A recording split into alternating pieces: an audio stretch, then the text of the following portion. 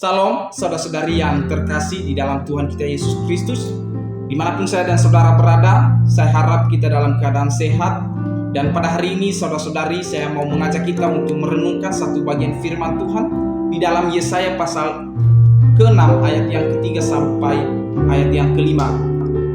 Saudara-saudari, izinkan saya untuk membacakan buat kita semua.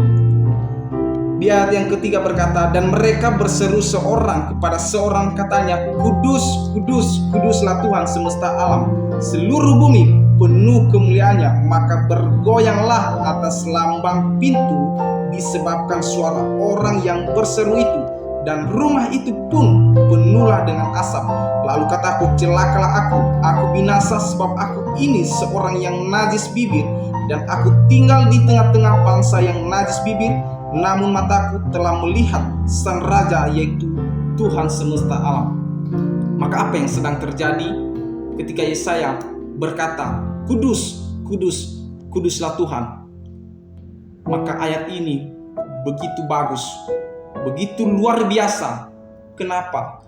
Karena ayat ini ayat yang menghantarkan kita melihat Allah kita, Allah yang begitu Maha Kudus. Ketika Yesaya berkata, Kudus, kudus, kuduslah Tuhan semesta alam, dia sedang melihat Allah Tritunggal, betapa kudusnya Allah itu sendiri. Sehingga di ayat yang keempat, saudara-saudari, berkata, maka bergoyanglah alas lambang pintu disebabkan suara orang yang berseru itu, dan rumah itu pun penuhlah dengan asap. Ketika Yesaya melihat hal itu, maka seketika itu bergoyanglah alas ambang pintu disebabkan suara orang yang berseru itu. Maka disinilah kita menemukan di mana Allah kita, Allah yang hidup, begitu kudus.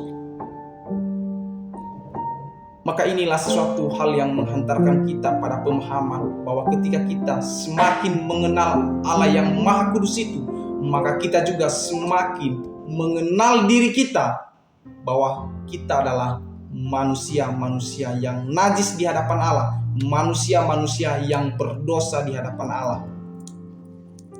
Maka ketika kita sudah memahami yang demikian, maka saya mau katakan, orang-orang yang sudah melihat dirinya bahwa betapa dirinya najis, betapa dirinya berdosa, maka sesungguhnya dia butuh anugerah Tuhan.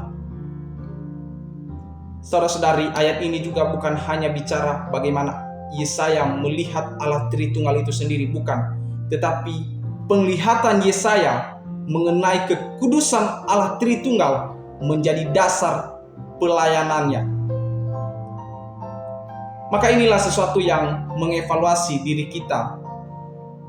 Adakah kita selama ini dalam hal melayani, kita bangun dasar perjumpaan pribadi dengan Tuhan, atau bagaimana? Mari kita evaluasi diri. Maka biarlah firman ini boleh mengoreksi saya dan saudara, boleh merobek hati saya, hati saudara. Karena sesungguhnya firman harus menegur kita, harus mengoreksi kita, harus mengingatkan kita, dan kita harus mengerjakannya di dalam kehidupan kita.